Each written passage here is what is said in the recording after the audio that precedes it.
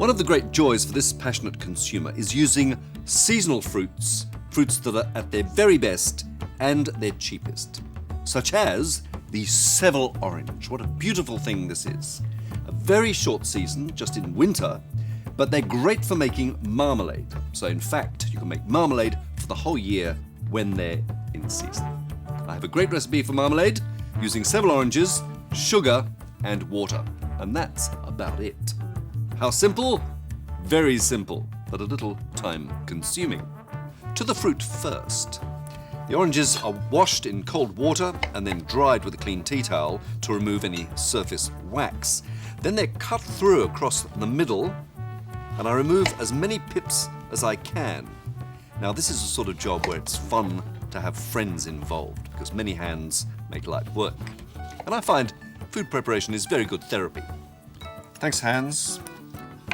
Now the fruit is sliced thinly, leaving the skin on, because that's where the fabulous zesty flavour comes from. The beauty of the Seville orange is that it has a thin skin. There's not too much pith, so the marmalade won't become bitter. Once cut, the orange pieces and juice are put in a large bowl with water. I'm using about 4 litres of water to 2 kilos of oranges. Now the pips are kept and wrapped in muslin or cotton cloth. The pips contain valuable pectin, which helps set jams and marmalades. The pips are now placed in the water in their muslin bag. A plate is put on top to keep the orange submerged, and the oranges are left to steep overnight. The next day, the mixture is put into a large saucepan, brought to the boil, and simmered until the rind has softened, and this can take an hour to an hour and a half. Then sugar is added. For a kilo of fruit, I use 1.5 kilos of sugar. Granulated or caster sugar, it doesn't matter. The mixture is brought to the boil again, and this is where it's boiled rapidly until a setting temperature is achieved.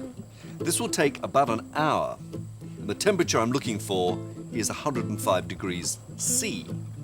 This is where the vital mix of acid and sugar work with the pectin to do its magic. It's important to stir quite frequently. The last thing you want is for the marmalade to burn on the bottom of the pan.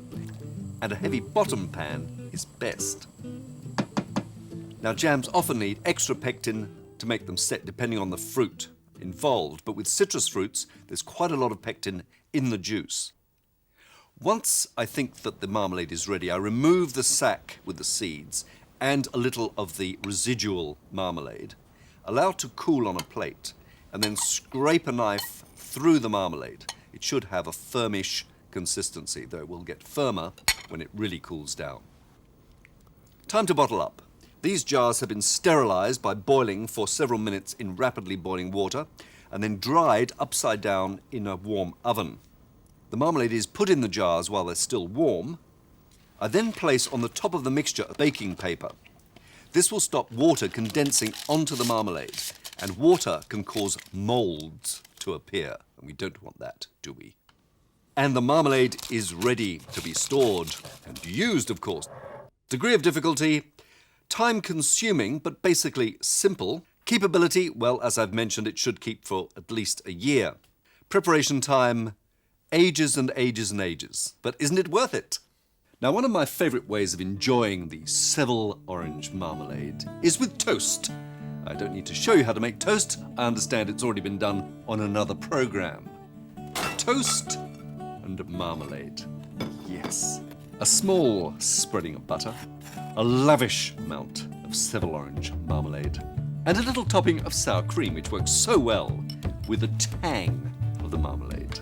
Who would have thought toast and marmalade on Consuming Passions? The perfect wine accompaniment?